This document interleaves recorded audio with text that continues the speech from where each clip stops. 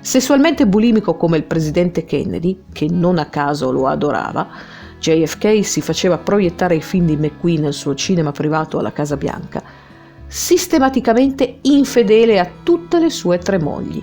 Steve McQueen è stato uno dei più grandi tombeur de femme di Hollywood, Babilonia, uno che non aveva bisogno di orge perché l'orgia era egli stesso. La reputazione di McQueen era pessima. Era considerato nel suo ambiente più che altro un grandissimo puttaniere ed un bastardo di prima categoria. Era un grande consumatore di cocaina, fumava quantità industriali di erba ed era un fortissimo bevitore di birra Old Milwaukee. Era spesso paranoico e preda di attacchi d'ira e violenza spaventosi. Steve aveva trascorso un'infanzia miserrima degna di un libro strappalacrime di Dickens. Abbandonato dal padre in tenerissima età, Billy McQueen era un pilota alcolista, aveva una madre disperatamente alcolizzata, prostituta e con una tendenza autodistruttiva che la portava sempre a sposarsi con gli uomini peggiori che poi picchiavano Steve. Abusato da bambino, rinchiuso in istituti correzionali, da adolescente McQueen imparò presto che la vita è una fregatura e si portò appresso questa convinzione per buona parte della sua breve ma intensa vita. Diffidente, solitario, McQueen ebbe rapporti burrascosi con le donne perché tendeva a non fidarsi mai di nessuna, con la madre che l'era toccata in sorte. Eppure, nonostante tutto questo elenco spaventoso di dipendenze, mancanze e difetti comportamentali, anche gravi, McQueen aveva un'umanità profondissima, una recondita bontà che traspariva dai suoi leggendari occhi blu, gli occhi di una creatura guardinga e fondamentalmente indifesa, come un bambino cresciuto troppo in fretta, suo malgrado.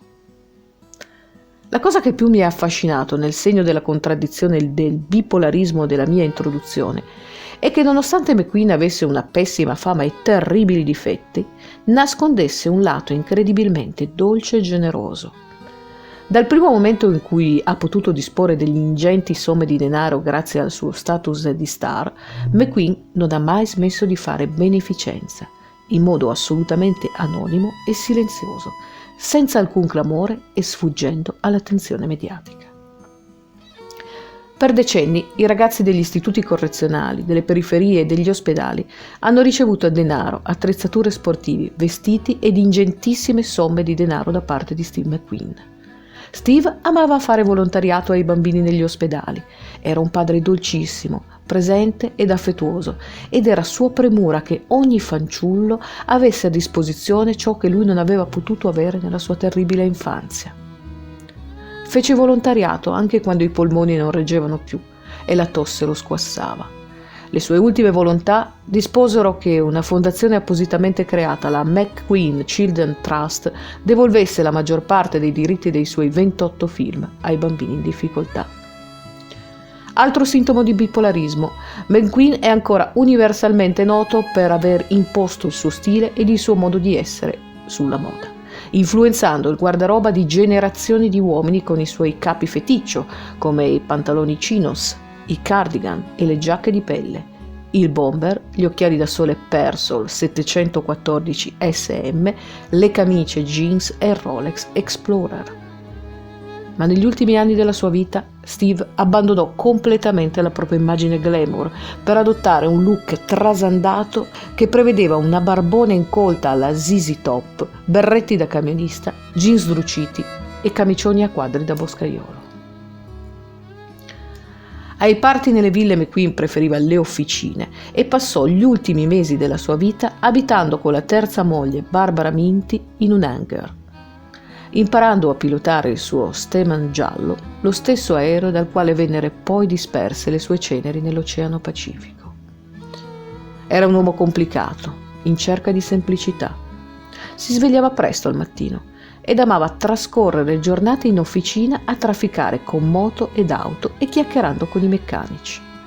Era un uomo che amava passare le giornate davanti alla TV o in giro per i mercatini di antiquariato e che adorava gli hamburger e la birra prima di andare a letto presto, non oltre le 9 di sera. A differenza di certi personaggi che hanno fatto della propria malattia un business, McQueen nascose fin quando gli fu possibile il suo cancro terminale e scelse di morire in una clinica di medicina alternativa, sperduta in un angolo remoto e miserrimo del Messico. Giornalisti e avvoltoi sbatterono la foto del suo macilento cadavere in prima pagina, ma lui se ne andò in pace, confortato nell'ultimo anno della sua vita dalla fede ritrovata in Dio. Il ribelle per antonomasia, il bad boy di Hollywood, lasciò questo mondo finalmente pacificato con il suo passato ed il suo presente, lasciando un vuoto incolmabile nel cuore dei suoi figli e delle sue 3 mogli, oltre che un segno indelebile nel cuore di noi fans. Steve McQueen ha cesellato sullo schermo la figura dell'antieroe, l'uomo complesso e tormentato destinato alla sconfitta, l'uomo che non deve chiedere mai, duro e puro, che non piange, ma che si lecca le ferite in silenzio, lontano da occhi indiscreti. Steve ha rappresentato meglio di chiunque altro la figura del grande perdente, del solitario, del loser che guarda al mondo di traverso con in bocca un sorriso amaro.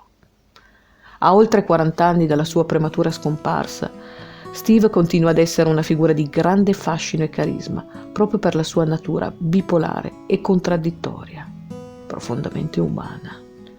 Steve McQueen, un uomo, un vero uomo tra gli uomini.